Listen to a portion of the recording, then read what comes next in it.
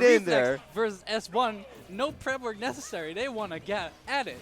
Yeah, so immediately right off the bat we get a Dutch clash, and this is one of the many that are to follow because we've got a very stacked top 8 with a couple of Dutch players, a German player, and now Antireflex and S1 taking on each other. Get in? I do believe Sabaka made it, and Pew of course also made it, so we've also got a Frenchie. Yeah, but mostly Dutchy, so we'll see a lot of Dutch clashes, but here, going back to the match, we see S1 with a small lead against Antireflex, keeping him off stage. Oh yeah, that PK Thunder actually did it. Wow. That must have been some stuff. Even Antireflex was surprised by that because he reared forward in his chair, but yeah, that should not have killed yet, but here we are, one stuck behind, and he's got to make every single moment count now. Oh, you saw that. He was trying to put him in between the gyro and his down tilts. Yeah, and that's something that Antireflex is always looking for, and R.O.B mains in general. Always looking to play around with that down tilt, getting the down tilts in, getting the up smash in, and getting some early kills, but mostly it's been S1 who's been all over in this game, and oh, that was beautiful. I did not expect him to get a tech there, though. That must have tripped S1 up as well. And the back air, such a long-lasting move, taking S1's first stock, but he's worked up a nice lead in the meantime.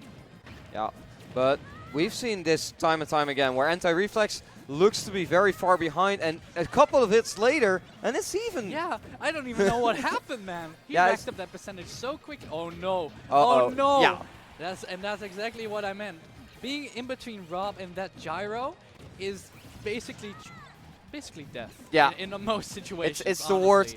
Like, you've got this entire beautiful green stage, and then exactly that position is where you not want to be. Antireflex manages to make it back in the lead. Yeah, and now after such an explosive start from S1, now already in the lead back again. This is truly a back and forth game. Let's see if S1 can put the swing like his tide to the momentum as well again, because he will definitely need it. Ooh, but the jab blocks. Oh, that actually the second hit of the down tilt got him back on his feet, and that's exactly what S1 needed there. But still, the deficit is so big, and there's the laser, and he takes him out. What beautiful play there by Antireflex, though. Getting killed that early on your first stock, and then keeping the composure and taking 3 stocks without losing a single one for yourself. That's nuts. And that's funny because just now I was scrolling Twitter, you know, and I was reading tweets by Mr. R, and he's not here, but he said like I've gotten free stocked, and I've free stocked people so often, and it doesn't mean anything in this game because this game is so momentum based, and we just saw that right there in action. First we saw S1 taking Antireflex for a walk.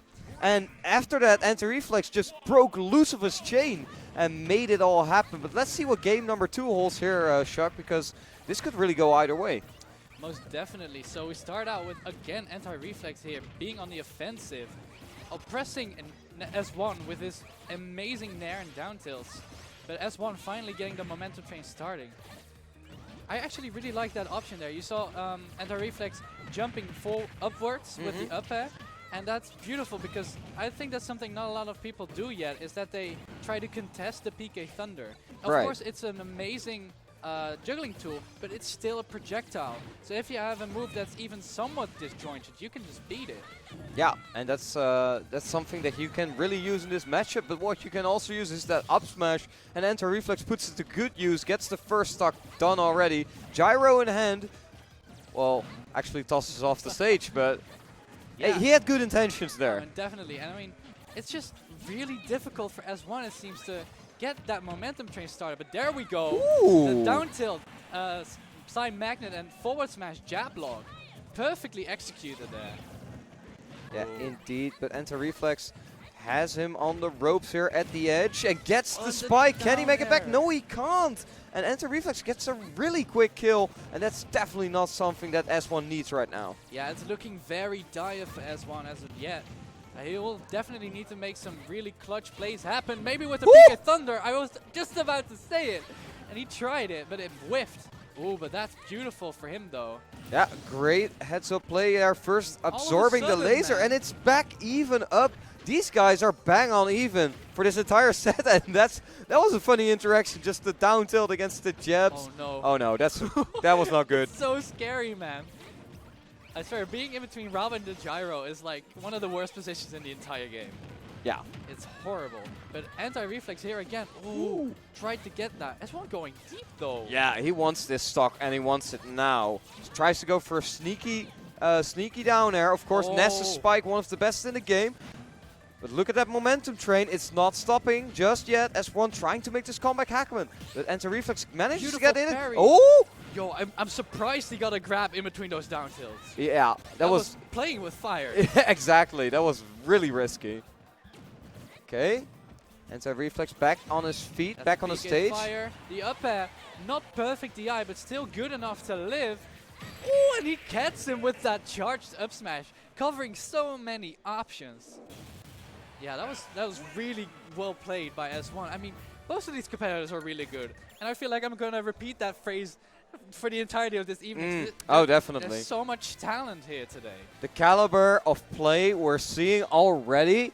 I feel like I've been sitting here for like 1 minute, and so much has happened already. Definitely. It's the speed at which these games are progressing. Yeah, and the speed at which they adapt to each other. Exactly. That's the most surprising to me. Yeah, I'm in love with this game sometimes, man. Especially watching it feels so good. But here we go. Back to Smashville. Antireflex was not happy with how that previous game went, it seems. But a nice explosive start from S1 here. Yeah, and this is of course the strength of Ness. Really that momentum, whenever you get it going, you can get like 106% already? Wait, what? Yeah, I know, right? And it just keeps on building and building. Ooh, I'm not sure how he... Wow. Yeah. Okay, I was about to say, I'm not sure how he managed to avoid that yo-yo, but it didn't even matter, because the back air took the stock regardless, and now S1 is giving him the hurt.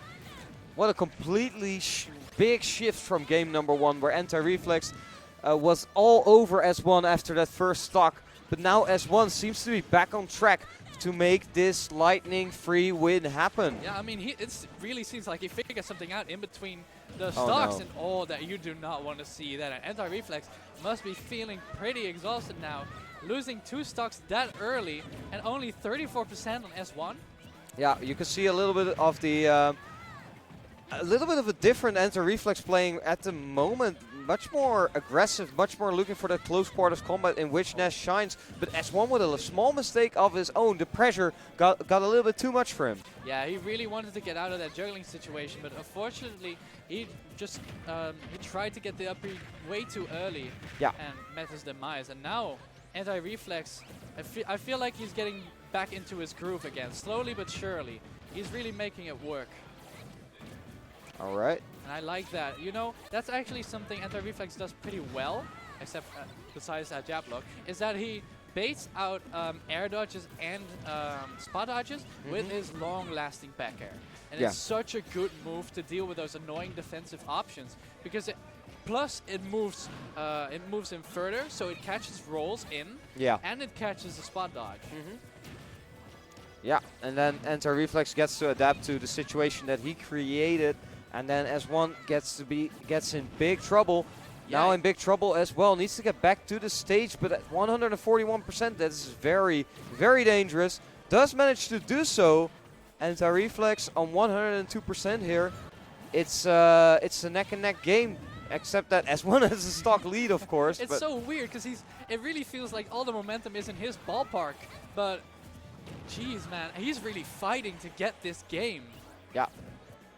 And you know what the worst part is? I can see Antireflex winning this game. Me too. Ooh, he almost lost there though, but he can make it work. The up throw forward air, yep, that's a combo. Okay, but here's the back throw. Back air. Oh, back throw is gonna kill. That does it, yeah. So even though he fought valiantly throughout the entirety of that game, S1 still managed to clutch it out. But geez, if that's the kind of player he's bringing into the next game, S1 has got to put his own adaptations back on the table again, because my God, these two just go back and forth the entire time. It is a very back and forth set, and I think I found a new game for compulsive gamblers, trying to trying to describe how the game is going to go. Well, Because it's impossible with these two. Let's go to game number 4, Shuck, and let's see what these two players can bring to the table. Right here, right now. So there we go. Pokemon Stadium 2 will be for the 4th game here. A 2-1 lead to S1 and a very slow start compared to the previous 3 matches. Yeah, of course, one of the reasons why that is because Pokemon Stadium 2 is so much bigger. Yes, and we start away further from each other. exactly, yeah. and I think that Antireflex really noticed that despite his own Smash Fill pick, it wasn't working out. S1 was winning in this close quarters combat, and Antireflex really needs the extra space to, for example, set up the gyro and stuff like that. What I really like about both of these players, actually, because they're so good. Ooh! Jeez. Because they're so good at playing their characters, you know, they've played them for such a long time, they can find every single last possible hit to push that advantage state. And I think that's beautiful to see, you know. I think you are right in that both S1 and Antireflex have been on the grind with their characters ever since Smash 4, really. Yeah. And have been performing at the top, S1 especially. So Oh my god, those down tilts, man. It's vicious. and S1 just manages to get a sneaky jab in, and that's all he's going to away get. from me, you annoying robot. Ooh, tries to go for the grab, doesn't quite get it. Yeah, that was very ambiguous where it's ending up on that shield. Because it really seemed like he would cross him up, but... Yeah, especially with such a big robot. You would expect that back throw to hit, or that grab to hit, but... Yeah, but... Ooh, and you saw that again. Back throw. Reflex being so aware every single time of where he plays that gyro and how he can get S1 in a nasty position. Yeah. And now S1 is on the back foot with 103%, but does get the momentum train going. Here's that PK Thunder. And right as you talked about, Antireflex trying to beat it with one of his aerials, but doesn't work out this time. And it's bang on even once again. Yeah, and it didn't work out that time for Antireflex because he was trying it with Nair, I believe. And Nair just has a lot of startup, you know. So before the discharge could even come out, he just gets stuck the entire time. And then up air, taking it. So now S1 in the lead, looking dire. Antireflex need to make something happen right now. Yeah, I think Antireflex is really looking for one of those back airs that you talked about, or the rotator. But wow, S1 survives? Down air? Ooh, I love that. S1 was aware of him trying to get that spike once again, so he stalled the PK Thunder angle for as much as possible.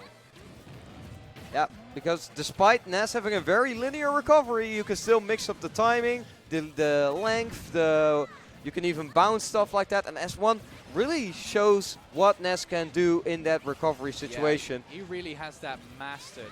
And now Antireflex needs to find his way back to the stage. This is his final stock potentially. Can he make it happen? Or will S1 take it? S1 is looking for a back throw. The 140% is right about the percentage where Ooh, R.O.B this starts is looking dying. bad But for S1. Oh my god, he thought he was going to air dash into the stage and the down air. He clutches it out from the jaws of defeat, really. And now it's a 2-2 situation. And I mean, of course it was going to come down to game 5. I mean, the jaws of defeat, I love that, Chuck, because that describes this set so accurately. Both players have constantly been on the brink of succumbing to each other every single game. And here we go. It's game number 5. Who will take it home? Will it be Antireflex or will it be S1? Only time can tell. Place your bets in the chat. I want to see. I want to see on the replay. But here we go. Game 5. Back to Smashville. Now we've seen S1 win twice on the stage already, so I get why he chose it as a counter pick. And that was a very nice, clean little string there, adding up that percentage. Yeah. Oh, and the PK Rocket, is that it? That takes it. And that's a huge lead. He's been eyeing those PK Rockets for quite some time now. And of course, it's S1. He's going to hit one of them in this set. It was only a matter of time. And in the most important game, he gets this early kill. But don't count Antireflex out just yet. We've seen this situation before. Remember game 1? Yeah, exactly. I do. Yeah, and now he's on the ledge. The gyro perfectly placed there, covering that normal getup.